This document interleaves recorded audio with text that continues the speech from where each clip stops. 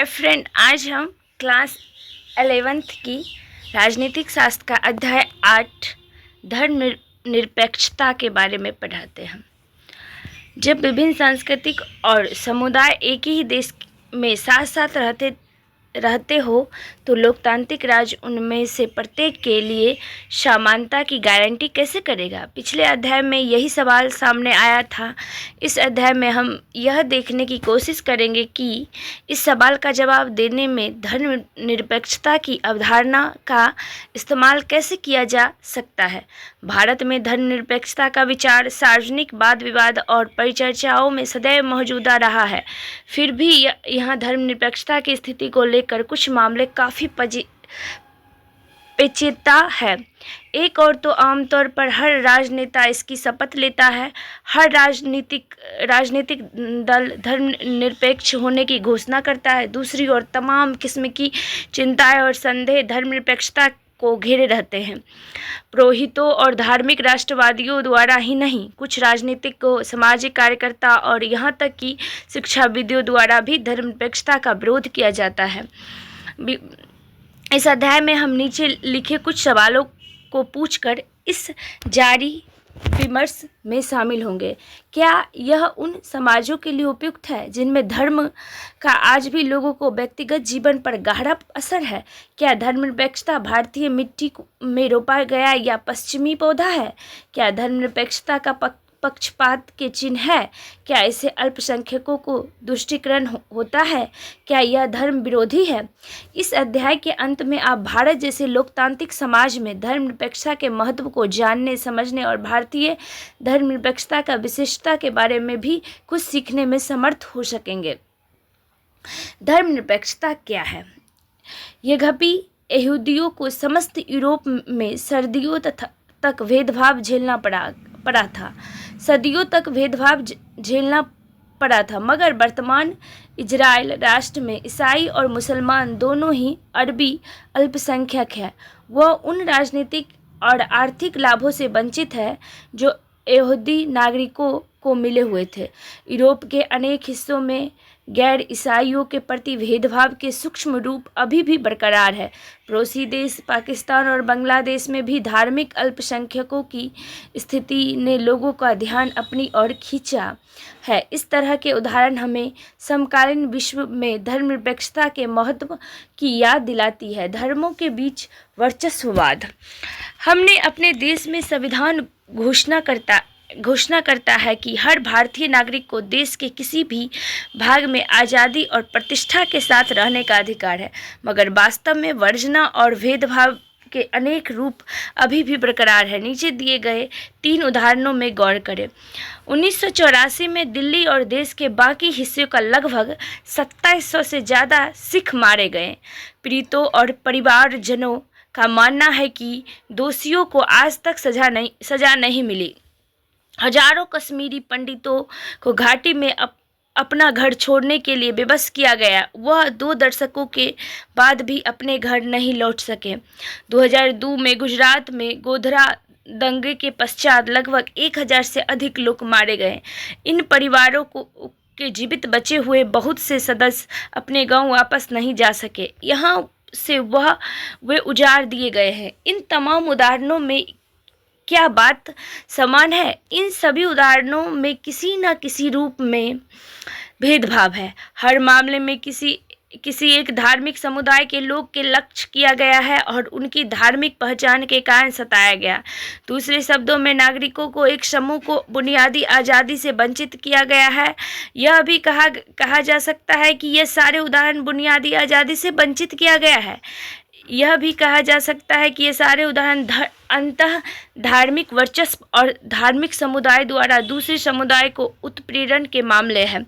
धर्मनिरपेक्षता को सर्वप्रथम और सर्वप्रमुख रूप से ऐसा सिद्धांत समझा जाना चाहिए जो अंतर धार्मिक वर्चस्व का विरोध करता है। हालांकि यह धर्मनिरपेक्षता की अवधारणा के महत्वपूर्ण पहलुओं में से केवल एक है। धर्मनिरपेक्षता का इतना ही महत्वपूर्ण दूसरा पहलू अंतः धार्मिक वर्चस्व यानी धर्म के अंतर छुपे वर्चस्व का विरोध करना है। आइए हम इस मुद्दे पर और विचार करते हैं। धर्म के अंदर वर्चस्व। कुछ लोग का मानना है कि धर्म महज जन समुदाय के लिए अफीम है और जिस दिन सभी लोगों को बुनियादी जरूरतों पूरी हो जाएगी और वह खुशहाल तथा संतुष्ट जीवन यापन करने लगे, धर्म विलुप्त हो जाएगा। ऐसा विचार मानव की क्षमता के बारे में अतिरंजित बोध से पैदा होता है। यह संभावना से परे है। मनुष्य कभी भी प्रकृति को पूरी तरह जान पाने और इसे नियंत्रित करने में समर्थ हो जाएगा। हम अपना जीवन काल तो बढ़ा सकते हैं मगर अमर कभी नहीं हो सकते हैं। न तो रोगों को कभी पूरी तरह उन्मूलन हो सकता है और न हम अपनी जिंदगी में दुर्घटना और भाग्य के तत्व को छुटकारा ही पा सकते हैं। अलगाव और हानि मानव स्थिति के अभिन्न अंग है। हमारे अधिकांश दुख दर्द मानव निर्मित है, इसीलिए उनका अंत तो हो सकता है, लेकिन कुछ कष्ट मानव निर्मित नहीं है। धर्म, कला और दर्शन ऐसे दुख दर्दों के सटीक प्रत्युत्तर धर्मनिरपेक्षता भी इसे स्वीकार करता है और इसीलिए वह धर्म विरोधी नहीं है। बहरहाल जिन समस्याओं ने गहरे जड़ जमा रखा है उनमें धर्म का भी कुछ योगदान है। उदाहरण के लिए किसी ऐसे धर्म के बारे में सोचना भी मुश्किल है जो पुरुष और स्त्री को समान नज़र से देखता हो। हिंदू धर्म में कुछ सब तबके के भेदभाव से अस्थायी तौर पर प्रीत रहे हैं। मसलन दलितों को हिंदू मंदिरों में प्रवेश से हमेशा रोका जाता रहा है। देश के कुछ हिस्सों में हिंदू महिलाओं को भी मंदिर में प्रवेश वर्जित था। जब कोई धर्म एक संगठन में बदलता है तो आमतौर पर इसका सर्वाधिक रूढ़िवादी हिस्सा इस पर हावी हो जाता है जो किसी किस्म के असहमति बर्दाश्त नहीं करता। अमेरिका के कुछ हिस्से में धार्मिक रूढ़िवाद बड़ी समस्या बन गया जो देश के अंदर भी शांति के लिए खतरा पैदा कर रहा है और बाहर भी। कई धर्म संप्रदायों में टूट जाते हैं और नियंत्रण, आपसी हिंसा तथा भिन्न मत रखने वाले अल्पसंख्यकों को उत्पीड़न में लगे रहते हैं। इस प्रकार धार्मिक वर्चस्व को केवल अंतर धार्मिक वर्चस्व के तौर पर नहीं देखा जा सकता है। यह एक दूसरा सुस्पष्ट रूप यानी धर्म के अंदर वर्चस्व के रूप भी ग्रहण करता है। संस्थाबद्ध धार्मिक वर्चस्व के सभी रूपों का विरोध होने के नाते धर्मनिरपेक्षता को न केवल अंतर धार्मिक बल्कि धर्म के अंतरूनी वर्चस्व को भी चुनौती देनी होगी। हमारे पास धर्मनिरपेक्षता के आम धारणा मौजूद है। यह ऐसा नियामक सिद्धांत है जो धर्मनिरपेक्ष समाज अर्थात अंतर धार्मिक तथा अंतः धार्मिक दोनों तरह के वर्चस्व से रहित है समाज बनाना चाहता है। सकारात्मक रूप से देखा जाए तो धर्मों के अंतर आज़ादी तथा विभिन्न धर्मों के बीच और उनके अंदर समानता को बढ़ावा देता है। अब हम इस व्यापक ढांचे के अंतर कुछ विशिष्ट और लघुत्तर सवालों पर विचार करते हैं, जैसे कि इन उद्देश्यों को पूरा करने के लिए किस प्रकार का राज्य सक्षम होगा। दूसरे शब्दों में धर्मनिरपेक्षता के लिए प्रतिबंध किसी राज्य को धर्म और धार्मिक समुदाय से कैसे संबंध होना चाहिए। धर्मनिरपेक्ष राज्य धार्मिक भेदभाव रोकने का एक रास्ता यह हो सकता है कि हम आपसी जागरूकता के लिए एक साथ मिलकर काम करें। लोगों की सोच को बदलने में मदद करने के लिए शिक्षा एक उपाय है। साझेदारी और पारस्परिक सहायता के व्यक्तिगत उदाहरण भी विभिन्न समुदाय के बीच पूर्वाग्रह और संदेहों को कम करने में योगदान दे सकते हैं। भयानक सांप्रदायिक दंगों के बीच हिंदुओं द्वारा मुसलमानों को तथा मुसलमानों द्वारा हिंदुओं को बचाने की कहानियाँ पढ़ना हमेशा प्रेरणादायक होती है, लेकिन यह नामुमकिन है कि केवल शिक्षा या भलाई धार्मिक भेदभाव को मिटा देगा। आधुनिक समाज में राज्यों के हाथों में प्रचुर सार्वजनिक शक्ति निहित होती है। राजसत्ता जिस प्रकार काम करती है उससे अंतर सामुदायिक टकराव और धार्मिक भेदभाव से अपेक्षाकृत कम ग्रसित समाज की रचना के प्रयासों पर निर्णायक प्रभाव पड़ता ही है। इस कारण हमें यह देखने की जरूरत है कि धार्मिक टकराव रोकने और धार्मिक समानता को प्रोत्साहित करने के लिए किस किस्म की राजसत्ता आवश्यक है। आओ कुछ करके सीखें। कुछ ऐसे तरीकों की सूची बनाओ जिनके माध्यम से सांप्रदायिक सद्भाव को बढ़ावा दिया जा सके। एक राष्ट्र को किसी धार्मिक समूह के वर्चस्व को कैसे रोकना चाहिए? सबसे पहले, जो राजसत्ता किसी खास धर्म के प्रमुख हो द्वारा संचालित नहीं होना चाहिए। पुरोहिताई व्यवस्था द्वारा प्रत्यक्ष रूप से शासित राष्ट्र धर्मतांत्रिक राष्ट्र कहलाता है। धर्मतांत्रिक राष्ट्र अपनी श्रेणीबद्धता, उत्प्रेरण और दूसरे धार्मिक समूह के सदस्यों को धार्मिक स्वतंत्रता न देने के लिए कुख्यात रहे हैं। मध्यकालीन यूरोप में पोप की राजसत्ता या हाल ही के समय में तालिबानी राजसत्ता, जहां धार्मिक और राजनीतिक संस्था के बीच अलगाव का अभाव था, इस प्रकार के उदाहरण है। यदि हमारे लिए शांति, स्वतंत्रता और समानता का कोई महत्व है तो धार्मिक संस्थाओं और राजसत्ता की संस्थाओं के बीच संबंध विच्छेदन अवश्य होना चाहिए। कुछ लोग सोचते हैं कि संगठित धर्म और राजसत्ता के बीच संबंध विच्छेद ही धर्मनिरपेक्ष राज्य के अस्तित्व के लिए पर्याप्त है, मगर ऐसा होता नहीं दिखता है। अनेक राज्य धर्मतांत्रिक न होते हुए भी किसी खास धर्म के साथ घनिष्ठ गठजोड़ बनाए रखते हैं। उदाहरण के लिए 16वीं सदी में इंग्लैंड का राज पुरोहित वर्ग द्वारा संचालित न होते हुए भी स्पष्ट रूप से आंग्ल चर्च और इसके सदस्यों का पक्ष पोषण करता था। इंग्लैंड में स्थापित आंग्ल चर्च का सुस्थापित ईसाई धर्म राष्ट्र का आधिकारिक धर्म भी था। आज सुन्नी इस्लाम पाकिस्तान का आधिकारिक राजधर्म है। ऐसे शासन तंत्रों में आंतरिक विरोध या धार्मिक समानता की तनिक भी गुंजाइश नहीं होता। सचमुच धर्मनिरपेक्ष होने के लिए राजसत्ता को न केवल धर्म तांत्रिक होने से इनकार करना होगा, बल्कि उसे किसी भी धर्म के साथ किसी भी तरह के औपचारिक कानूनी गठजोड़ से परहेज करना होगा। धर्म और राजसत्ता के बीच संबंध विच्छेदन धर्मनिरपेक्ष राजसत्ता के लिए जरूरी है, मगर केवल यही प्राप्त नहीं है। धर्मनिरपेक्ष राज्य को ऐसे सिद्धांतों और लक्ष्यों के लिए अवश्य प्रतिबद्ध होना चाहिए जो अंततः ही सही हो, गैर धार्मिक स्रोतों से निकलते हो। ऐसे लक्ष्यों में शांति, धार्मिक स्वतंत्रता, धार्मिक उत्पीड़न, भेदभाव और वर्जना से आज़ादी और साथ ही अंतर्धार्मिक एवं अंतर्धार्मिक समानता शामिल रहनी चाहिए। इन लक्ष्यों को प्रोत्साहित करने के लिए राज्य को संगठित धर्म और इसकी संस्थाओं से कुछ मूल्यों की खातिर अवश्य ही पृथक करना चाहिए। बहरहाल यह मानने का कोई कारण नहीं है कि राजनीतिक धर्मनिरपेक्षता किसी एक ही रूप में सामने आती है।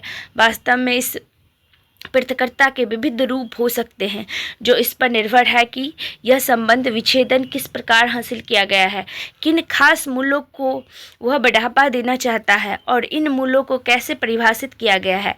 अब हम ऐसी ही दो संकल्पनाओं पर विचार करेंगे। एक है मुख्यधारा की पश्चिमी संकल्पना, जिसका सर्वोत्तम नमूना अमेरिका राज्य प्रस्तुत करता है।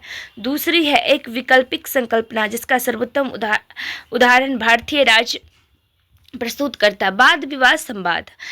अन्य धर्मों के बारे में अधिक जानना, बाकी लोगों और उनकी आस्थाओं का सम्मान करना और उन्हें स्वीकार करने की ओर पहला कदम। लेकिन इसका मतलब यह नहीं है कि हम उन मूल्यों के लिए खड़े नहीं हो सकते हैं जिन्हें हम आधारभूत मानवीय मूल्य मानते हैं।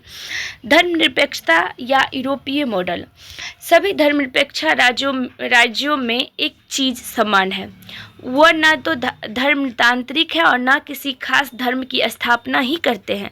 हालांकि सर्वाधिक प्रचलित संकल्पना है, जो मुख्यतः अमेरिका मॉडल द्वारा प्रेरित है। धर्म और राजसत्ता के संबंध विच्छेदन को पारस्परिक निषेध के रूप में समझा जाता है।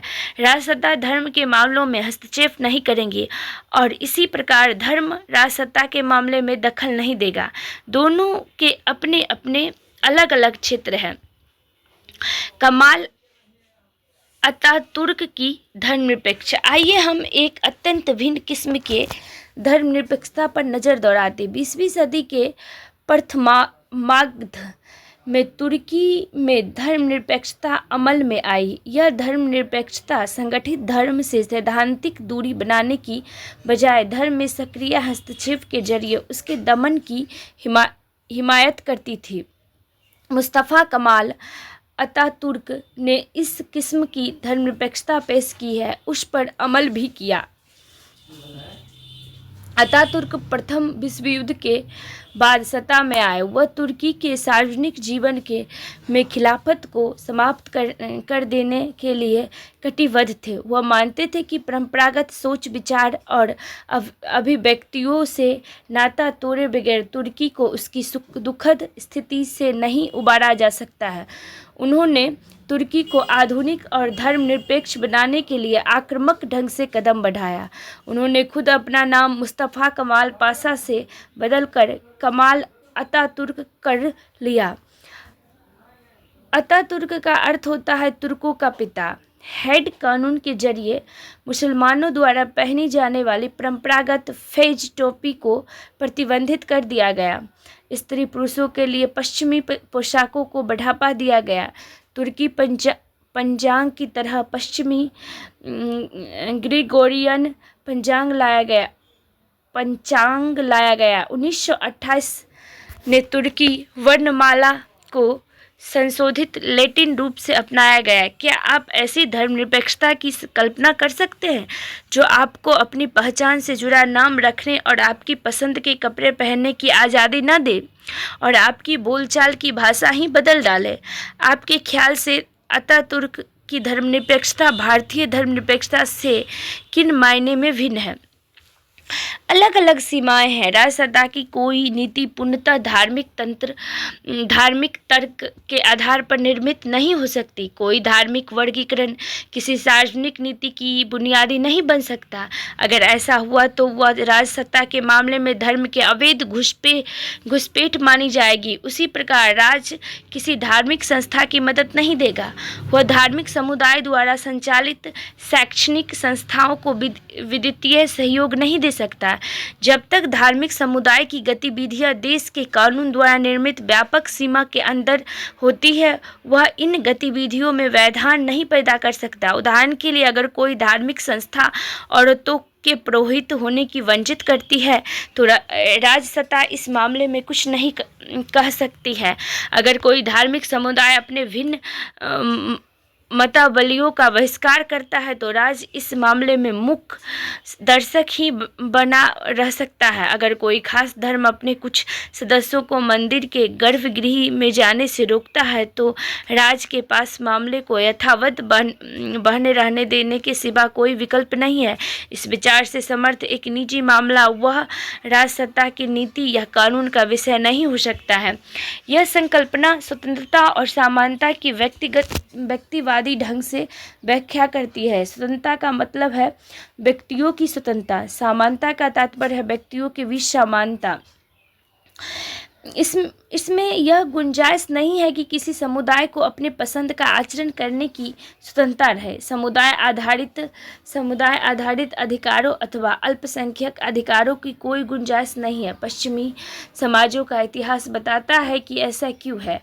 अयहूदी की उपस्थिति को छोड़ दिया जाए तो अधिकांश पश्चिमी समाज काफ़ी हद तक धार्मिक रूप से सजातीय थे। स्वाभाविक रूप से इस तथ्य के चलते अनेक केंद्र में अंतर्धार्मिक वर्चस्व ही रहता था, जहां अनेक मामलों में व्यक्तिगत स्वतंत्रता के साकार करने के लिए चर्च से राज के संबंध विच्छेदन पर कड़ाई के साथ बल दिया जाता था। वही अंतर्धार्मिक समानता और इसीलिए अल्पसंख्यकों के अधिकार के मुद्दों प्रायः अपेक्षित रह जाते हैं। इस तरह के धर्मनिरपेक्षता में राज समर्थित धार्मिक सुधार के लिए कोई जगह नहीं है। यह विशेषता सीधे तौर पर इस समझ से निकलती है कि राज और धर्म के अलगाव के लिए इनका पारस्परिक निषेधन जरूरी है। धर्मनिरपेक्षता का भारतीय मॉडल। कभी कभी यह कहा जाता है कि भारतीय धर्मनिरपेक्षता पश्चिमी धर्मनिरपेक्षता की नकल भर है, लेकिन अपने संविधान को ध्यान से पढ़ने से पता चलता है कि ऐसा नहीं है। भारतीय धर्मनिरपेक्षता पश्चिमी धर्मनिरपेक्षता की बुनियादी रूप से भिन्न है। भारतीय धर्मनिरपेक्षता केवल धर्म और राज के बीच संबंध विच्छेद पर बल नहीं देती। अंतर्धार्मिक समानता भारतीय संकल्पना के लिए अत्यंत महत्वपूर्ण है। हम इस पर और भी विस्तार के साथ सोच विचार करेंगे। आइए धर्मनिरपेक्षता के बारे में नेहरू के विचार क्या है, इसके बारे में जानते हैं। जब किसी विद्यार्थी ने नेहरू से यह बताने को कहा है कि आज़ाद भारत में धर्मनिरपेक्षता का मतलब होगा, तो उन्होंने जवाब दिया, सभी धर्मों को राष्ट्र द्वारा सम्मान संरक्षण। वो ऐसा धर्मनिरपेक्ष राष्ट्र चाहते थे जो सभी धर्मों को हिफाजत करे, अन्य धर्मों की कीमत पर किसी एक धर्म को तरफदारी ना करे और खुद किसी धर्म को राज धर्म के बदौर स्वीकार ना करे।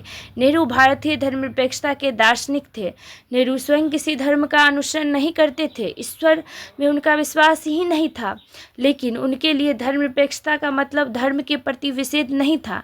इस अर्थ से नेहरू तुर्की के अतातुर्क से काफ़ी भिन्न था। साथ ही वह धर्म और राज के बीच पूर्ण संबंध विच्छेदन के पक्ष में भी नहीं थे। उनके विचार के अनुसार समाज में सुधार के लिए धर्मनिरपेक्ष राष्ट्रसत्ता धर्म के मामलों में हस्तक्षेप कर सकती है। जातीय भेदभाव, दहेज प्रथा और सती प्रथा को समाप्ति के लिए कानून बनवाने तथा देश की महिलाओं को कानूनी अधिकार और सामाजिक स्वतंत्रता मुहैया कराने में नेहरू ने खुद महत्वपूर्ण भूमिका निभाई। उनके मामलों में वह लचीला होने के तत्पर रहते थे, मगर यही एक चीज़ ऐसी थी जिस पर वह हमेशा दृढ़ और समझौताहीन बने रहे। उनके लिए धर्मनिरपेक्षता का मतलब था कि तमाम किस्म के सांप्रदायिकता का पूर्ण विरोध। बहुसंख्यक समुदाय के सांप्रदायिकता की आलोचना में वह खास तौर पर कठोरता बरतते थे। उनके लिए धर्मनिरपेक्षता सिद्धांत का मामला भर नहीं था, वह भारत की एकता और अखंडता की एकमात्र गारंटी भी था। संकल्पना के लिए अत्यंत महत्वपूर्ण है कि हम इस पर और भी विस्तार के साथ सोच विचार करें। फ्रांसीसी सरकार ने शैक्षिक संस्थाओं में पगड़ी जैसे धार्मिक प्रतीक धारण करने पर रोक लगा दी थी। क्या तुम्हें उस निर्णय के बारे में हुई गर्मागर्म बहस याद है? हाँ, मुझे याद है कि आश्चर्यजनक है कि फ्रांस और भारत दोनों ही धर्मनिरपेक्ष राज्य हैं, लेकिन भारत में सार्वजनिक संस्था में इस तरह के धार्मिक प्रतीक धारण करने या दिखाने पर कोई रोक टोक नहीं है। ऐसा इसीलिए है कि धर्मनिरपेक्षता के विचार को जिस तरह से भारत में देखा गया वह फ्रांस के तरीके से भिन्न है। धर्मनिरपेक्षता को कौन सी चीज़ विशिष्ट बनाती है? सर्वप्रथम तो यह गहरी धार्मिक विविधता के संदर्भ में उद्धृत हुआ था। यह विविधता पश्चिमी आधुनिक विचार और राष्ट्रवाद के आगमन से पहले की चीज़ है। भारत में पहले से ही अंतर धार्मिक सहिष्णुता और संस्कृति मौजूद थी। बहरहाल हमें यह नहीं भूलना चाहिए कि सहिष्णुता धर्म वर्चस्व की विरोधी नहीं हो सकता। सहिष्णुता में हर किसी को कुछ मौका मिल जाए, लेकिन ऐसी आज़ादी प्रायः सीमित होती है। इसके अलावा सहिष्णुता हम में उन लोगों को बर्दाश्त करने की क्षमता पैदा करती है जिन्हें हम बिल्कुल नापसंद करते हैं। यह उस समाज के लिए जो भारी गुण है जो किसी बड़े गृह युद्ध में उभर रहा हो, मगर शांति के समय में नहीं, जब लोग समान मान मर्यादा के लिए संघर्ष कर रहे हैं। पश्चिमी आधुनिकता के आगमन ने भारतीय चिंतन में अब तक अपेक्षित और हाशिए पर नहीं समानता की अवधारणा की सतह पर ला दिया। उसने इस धारणा को धारदार बनाया और हमें समुदाय के अंदर समानता पर बल देने की ओर अग्रसर किया। उसने हमें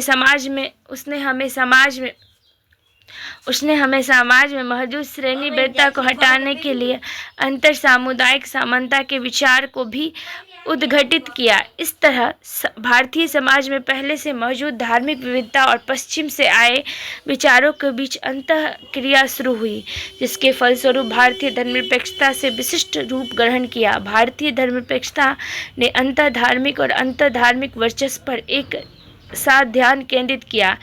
इसने हिंदुओं के अंतर, दलितों और महिलाओं के उत्पीड़न और भारतीय मुसलमानों अथवा ईसाइयों के अंदर महिलाओं के प्रति भेदभाव तथा बहुसंख्यक समुदाय द्वारा अल्पसंख्यक धार्मिक समुदाय के अधिकारों पर उत्पन्न किए जा सकने वाले खतरों का समान रूप से विरोध किया। इस प्रकार यह मुख्य धारा की पश्चिमी धर्मनिरपेक्षता से इसकी पहली महत्वपूर्ण भिन्नता है। इसी से जुड़ी है दूसरी भिन्नता। यह है कि भारतीय धर्मनिरपेक्षता का संबंध व्यक्तियों की धार्मिक आज़ादी से नहीं, अल्पसंख्यक समुदाय की धार्मिक आज़ादी से भी है। इसके अंतर्गत हर आदमी को अपनी पसंद का धर्म मानने का अधिकार है। उसी प्रकार धार्मिक अल्पसंख्यकों को भी अपने खुद की सांस्कृतिक और शैक्षिक संस्थाएं कायम रखने का अधिकार है।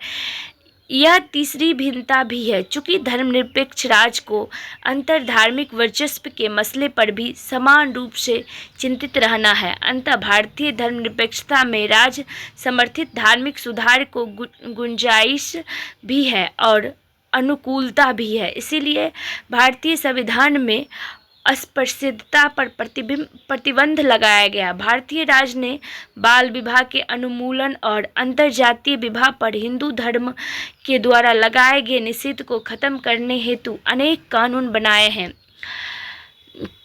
बहरहाल प्रश्न यह खड़ा होता है कि क्या कोई राज्य सुधारों की पहल या समर्थन करते हुए भी धर्मनिरपेक्ष बना रह सकता है?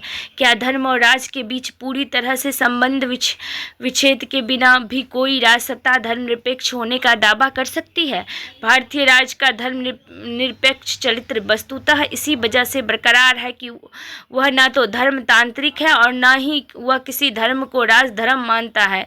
इसके परे इसने धार्मिक समानता हासिल करने के लिए अत्यंत परिष्कृत नीति अपनाई है। इसी नीति के चलते वह अमेरिका शैली में धर्म से विलग भी हो सकता है या जरूरत पड़ने पर उसके साथ संबंध भी बना सकता है। भारतीय राज्य धार्मिक अत्याचार का विरोध करने हेतु धर्म के साथ निषेधात्मक संबंध भी बना सकता है। यह बात अस्पृश्यता का प्रतिबंध जैसे कार्रवाई से झलकती है। वह जुड़ाव की सकारात्मक विधि भी चुन सकती है। इसलिए भारतीय संविधान तमाम धार्मिक अल्पसंख्यकों को अपनी खुद की शिक्षण संस्थाएं खोलने और चलाने का अधिकार देता है, जिन्हें राज सत्ता की ओर से सहायता भी मिल सकती है। शांति, स्वतंत्रता और समानता के मूल्यों को बढ़ावा देने के लिए भारतीय राज सत्ता में तमाम जटिल रणनीतियाँ अपना सकती है। अब तक यह बात स्पष्ट हो जानी चाहिए कि भारतीय धर्मनिरपेक्षता की यह जटिल धर्म सर्वधर्म समभाव के मुहावरे में क्यों समाहित नहीं हो सकती? अगर इस मुहावरे का मतलब तमाम धर्मों को शांतिपूर्ण सह अस्तित्व या अंतर धार्मिक सहिष्णुता है, तो इससे चिंतन मंथन कीजिए। क्या धर्मनिरपेक्षता नीचे लिखी बातों का संगत है? अल्पसंख्यक समुदाय के तीर्थ यात्रा को आर्थिक अनुदान देना, सरकारी कार्यालयों में धार्मिक अनुष्ठान का आयोजन करना नैतिक काम नहीं चलेगा। कोई धर्मनिरपेक्षता का तात्पर्य शांतिपूर्ण या अस्तित्व अथवा सहिष्णुता से काफ़ी आगे तक जाता है। अगर इस मुहावरे का मतलब तमाम धर्मों के प्रति सम्मान भावना है, तो इसे एक अस्पष्टता है जैसे स्पष्ट करना जरूरी है। भारतीय धर्मनिरपेक्षता तमाम धर्मों में राज्य सत्ता के सैद्धांतिक हस्तक्षेप की अनुमति देता है। ऐसा हस्तक्षेप हर धर्म के कुछ खास पहलुओं के प्रति और सम्मान प्रदर्शित करता है। उदाहरण के लिए धर्म के स्तर पर मान्य जातिगत विभाजन भारतीय धर्मनिरपेक्षता के अंतर्गत स्वीकार्य नहीं हो सकता है। धर्मनिरपेक्ष राज्य के लिए जरूरी नहीं है कि धर्म के हर पहलू को वह एक जैसा सम्मान प्रदान करे। यह संगठित धर्मों के कुछ पहलुओं के प्रति एक जैसा सम्मान दर्शाने की अनुमति भी देता है। आओ कुछ करके सीखें। बॉम्बे गर्म हवा या इस विषय से जुड़ी कोई फिल्म देखें। इन फिल्मों में धर्मनिरपेक्षता के किन आदर्शों को दिखाया गया? भीष्म साहनी के उपन्यास तमस्या, राही मासूम रजा के आधा गांव को पढ़ें। भारतीय धर्मनिरपेक्षता की आलोचनाएं। भारतीय धर्मनिरपेक्षता तीखी आलोचनाएं के विषय बनी रही है। यह आलोचनाएं क्या है? क्या हम धर्मनिरपेक्षता को उनसे बचा सकते हैं? धर्म विरोधी। पहला, अक्सर यह तर्क दिया गया जाता है कि धर्मनिरपेक्षता धर्म विरोधी है। हम शायद यह दिखा पाने में सफल हुए हैं कि धर्मनिरपेक्षता संस्थाबद्ध धार्मिक वर्चस्व का विरोध करती है। यह धर्म विरोधी होने का पर्याय नहीं है। उसी प्रकार कुछ लोग यह तर्क देते हैं कि धर्मनिरपेक्षता धार्मिक पहचान के लिए खतरा पैदा करती है, लेकिन हमने पहले ही देखा है कि धर्मनिरपेक्षता धार्मिक स्वतंत्रता और समानता को बढ़ावा देती है। तब यह धार्मिक पहचान पर खतरा पैदा करने की बजाय उसे हिफाजत करती है। बेशक वह धार्मिक पहचान के मतार्थ हिंसक, दुराग्रही, औरों का बहिष्कार करने वाले और अन्य धर्मों के प्रति घृणा उत्पन्न करने वाले रूपों पर अवश्य चोट करती होगी। वास्तविक प्रश्न यह नहीं है कि किस चीज़ पर चोट की जाए या नहीं, बल्कि यह है कि जिस पर प्रहार किया जा रहा है वह मूल रूप से उस योग्य है या नहीं। पश्चिम से आयातित दूसरी आलोचना यह है कि धर्मनिरपेक्षता पश्चिम अवधारणा है और इसीलिए भारतीय स्थितियों के लिए अनुप्रयुक्त है। पहली नज़र में यह एक विचित्र शिकायत है, क्योंकि पतलून से लेकर इंटरनेट और संसदीय लोकतंत्र तक आज भारत में लाखों चीज़ें प्रचलन में है जिनकी जड़ें पश्चिम में है। इसीलिए पहला जवाब तो यही हो सकता है कि ऐसा है भी तो क्यों हुआ। क्या आपने किसी यूरोपियन को शिकायत करते सुना है कि शून्य का आविष्कार भारत में हुआ था, अंततः वह इसका इस्तेमाल नहीं करेगा? बहरहाल यह एक किस्म का छिछला जवाब होगा। अधिक महत्वपूर्ण और प्रासंगिक बात यह है कि सचमुच धर्मनिरपेक्ष होने के लिए किसी राष्ट्र का अपना खुद का लक्ष्य होना चाहिए। पश्चिमी राज्य तब धर्मनिरपेक्ष बने हैं जब एक महत्वपूर्ण स्तर पर उन्होंने ईसाईयत से संबंध विच्छेद कर लिया। पश्चिमी धर्मनिरपेक्षता में वैसी कोई ईसाईयत नहीं है। फिर इस दावे का क्या मतलब है कि पश्चिमी है? धर्म और राज का पारस्परिक निषेध, जिसे पश्चिमी धर्मनिरपेक्ष समाजों का आदर्श माना जाता है, सभी धर्मनिरपेक्ष राज सत्ता की प्रमुख विशेषता भी नहीं है। धर्म विच्छेद की विचार से व्याख्या अलग अलग तरह की जा सकती है। कोई धर्मनिरपेक्ष राज सत्ता समुदाय के बीच शांति को बढ़ावा देने के लिए धर्म से सैद्धांतिक दूरी बनाए रख सकती है और खास समुदायों की रक्षा के लिए वह उसमें हस्तक्षेप भी कर सकती है। भारत में ठीक यही बात हुई। यह ऐसी धर्मनिरपेक्षता विकसित हुई जो न तो पूरी तरह ईसाईयत से जुड़ी है और न भारतीय जमीन पर सीधा पश्चिमी आरोपण ही है। कि तथ्य तो यह है कि धर्मनिरपेक्षता का विगत इतिहास पश्चिमी और गैर पश्चिमी दोनों मार्गों का अनुसरण करता दिखता है। पश्चिमी में चर्च और राज के संबंध विच्छेदन का सवाल केंद्रीय था और भारत जैसे देशों में शांतिपूर्ण सहअस्तित्व के सवाल महत्वपूर्ण रहे। अल्पसंख्यकवाद। तीसरी आलोचना के तौर पर धर्मनिरपेक्षता पर अल्पसंख्यकवाद का आरोप बढ़ा जाता है। यह सच है कि भारतीय धर्मनिरपेक्षता अल्पसंख्यक अधिकारों की पैरवी करती है, लेकिन सवाल यह है कि क्या यह न्यायोचित है? आप कल्पना कीजिए कि 4 वयस्क पुरुष सबसे तेज चलने वाली गाड़ी में सफ़र कर रहे हैं। बीच में ही एक यात्री सिगरेट पीने की इच्छा व्यक्त करता है। दूसरा यात्री शिकायत करता है कि सिगरेट का धुआं बर्दाश्त नहीं कर सकता। अन्य 2 यात्री भी धूम्रपान करता है, मगर वह कुछ बोलते नहीं है। साफ तौर पर कम से कम 2 यात्रियों के बीच तो टकराव अवश्य है। एक विचार आया कि मतदान के जरिए इसे हल किया जाए। सिगरेट पीने वाले 2 खामोश यात्री उस बहसनी का साथ देते हैं और धूम्रपान न करने वाला 2 मतों के अंतर से हार जाता है। यह अल्पसंख्यक पराजित होता है, मगर नतीजा तो उचित प्रतीत होता है, क्योंकि आम सहमति से उचित लोकतांत्रिक रीति अपनाई गई। अब स्थिति को थोड़ा बदल दे। कल्पना करें कि सिगरेट न पीने वाली यात्री दम्मे से पीड़ित है। धूम्रपान से उसे जानलेवा दौरा पड़ सकता है। उसकी इस बात से दूसरा यात्री धूम्रपान न करे, उसका बुनियादी और बहुत जरूरी हित व्यक्त होता है। क्या बहुमत के फैसले को सही मानने वाले पहली पद्धति ऐसा संदर्भ में जायज मानी जा सकती है? क्या आप मानते हैं कि उस व्यसनी यात्री को तब तक सिगरेट नहीं पीना चाहिए जब तक कि गाड़ी अपने गंतव्य पर न पहुंच जाए? आप सहमत होंगे कि जहां बुनियादी हितों का प्रश्न हो वहां लोकतांत्रिक पद्धति के तौर पर मतदान उपयुक्त नहीं होता है। अपने महत्वपूर्ण हितों की पूर्ति किसी व्यक्ति का प्राथमिक अधिकार होता है, जो व्यक्तियों के लिए सही है और वो समुदायों के लिए भी सही होगा। अल्पसंख्यकों के सर्वाधिक मौलिक हितों की क्षति नहीं होना चाहिए और संवैधानिक कानून द्वारा उसकी हिफाजत की जानी चाहिए। भारतीय संविधान में ठीक इसी तरीके से इस पर विचार किया गया है कि जिस हद तक अल्पसंख्यकों के अधिकार उनके मौलिक हितों की रक्षा करते हैं, उस हद तक जायज़ है।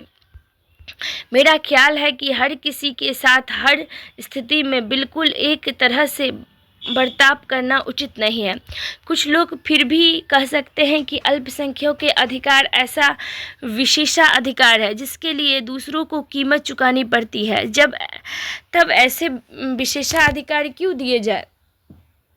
एक अन्य उदाहरण से इसका जवाब बहुत अच्छी तरह दिया जा सकता है। कल्पना कीजिए कि किसी प्रेक्षागृह के पहले तल्ले पर कोई फिल्म दिखाई जा रही है। वहाँ सीढ़ी के जरिए पहुंचा जा सकता है। टिकट खरीदने पर सीढ़ी पर चढ़ने और फिल्म देखने की सबको इजाज़त है, लेकिन क्या ऐसा सचमुच है? क्या हर कोई ऐसा करने में स्वतंत्र है? कल्पना कीजिए कि उन ललायित कुछ अन्य शारीरिक रूप से अक्षम उनमें से कोई भी सीढ़ी नहीं चढ़ सकता। क्या अपने ख्याल से लिफ्ट अथवा व्हील चेयर पर बैठने लोगों को लिए ढालनुमा सीढ़ी या लिफ्ट की व्यवस्था करना गलत होगा? ऐसा करने से वो लोग भी वह चीज़ पा सकता है और दूसरे लोग सहज ही सीढ़ियाँ चढ़कर प्राप्त कर सके। लेकिन अल्पसंख्यक वाले इस समूह को पहले तल्ले पर जाने के लिए भिन्न सुविधा की जरूरत है। अगर पूरी तरह से ऐसा निर्माण किया जाए तो केवल युवा और सक्षम लोगों के लिए ही उपयुक्त हो, तो लोगों के कुछ खास हिस्से फिल्म देखने जैसे लाभ से हमेशा के लिए वंचित हो जाएंगे। उनके लिए अलग व्यवस्था उनके साथ विशेष वार्तालाप नहीं है। उनके लिए यह वैसे ही सम्मान और गरिमा से भरा बर्ताव है जैसे दूसरों के साथ किया जा रहा है। इसका मतलब यही है कि अल्पसंख्यक अधिकारों के विशेष सुविधाओं के रूप में नहीं देखा जाना चाहिए। अतिशय हस्तक्षेपकारी। चौथी आलोचना कहती है कि धर्मनिरपेक्षता उत्पीड़नकारी है और समुदायों की धार्मिक स्वतंत्रता से अतिशय हस्तक्षेप करती है। यह भारतीय धर्मनिरपेक्षता के बारे में गलत समझ है। यह सच है कि पारस्परिक निषेध के तौर पर धर्म और राज्य का संबंध विच्छेदन के विचार को न मानकर भारतीय धर्मनिरपेक्षता धर्म से हस्तक्षेप को अस्वीकार कर देती है, लेकिन इससे यह निष्कर्ष नहीं निकलता है कि अतिशय हस्तक्षेपकारी और भारतीय धर्मनिरपेक्षता धर्म से सैद्धांतिक दूरी कायम रखने पर चलती है, जो हस्तक्षेप की गुंजाइश भी बनाती है। इसके अतिरिक्त हस्तक्षेप का मतलब अपने आप में उत्पीड़नकारी हस्तक्षेप नहीं होता है। यह बिल्कुल सही है कि भारतीय धर्मनिरपेक्षता राज्य सत्ता समर्थित धार्मिक सुधार की इजाज़त देती है, लेकिन इसे ऊपर से आरोपित किए गए बदलाव या उत्पीड़नकारी हस्तक्षेप के समान नहीं माना जाना चाहिए। लेकिन यह आपत्ति तो की ही जा सकती है कि क्या हमेशा ऐसा होता है? फिर विभिन्न धर्मों की निजी कानूनों में सुधार अभी तक क्यों नहीं हुआ? भारतीय राज्य के सक्षम यही बड़ी दुविधा है कि धर्मनिरपेक्षवादी निजी कानूनों को संविधान द्वारा संरक्षित समुदाय विशेष के अधिकारों के रूप में देख सकता है। वह इन कानूनों का विरोध भी नहीं कर सकता क्योंकि यह महिलाओं को बराबरी का दर्जा नहीं देते और इसीलिए अन्यायपूर्ण है। साथ ही यह भी कहा जा सकता है कि यह कानून धर्मनिरपेक्षता की बुनियादी सिद्धांतों का तिरस्कार करते हैं। इन्हें अंतर धार्मिक वर्चस्व से स्वतंत्रता की अभिव्यक्ति भी समझा जा सकता है और अंतर धार्मिक वर्चस्व की मिसाल भी। ऐसे आंतरिक टकराव किसी जटिल सिद्धांत के स्वाभाविक अंग होते हैं, लेकिन जरूरी नहीं है कि हमेशा हमारे साथ बने रहे। ये कानून अलग अलग धर्मों में विवाह, उत्तराधिकार और अन्य पारिवारिक मामलों को संचालित करते हैं। निजी कानूनों को इस तरह से सुधारा जा सकता है कि वो अल्पसंख्यक अधिकारों के साथ साथ पुरुष और महिलाओं के बीच बराबरी की भी मिसाल बने रहे। ऐसे सुधार बलपूर्वक या राजसत्ता के जरिए नहीं लाए जा सकते हैं, लेकिन राज्य इसे पूरी दूरी बनाए रखने की नीति भी नहीं अपना सकती है। राजसत्ता को हर धर्म के अंदर उदारवादी और लोकतांत्रिक आवाज़ का समर्थन करने के जरिए मददगार की भूमिका निभानी होगी।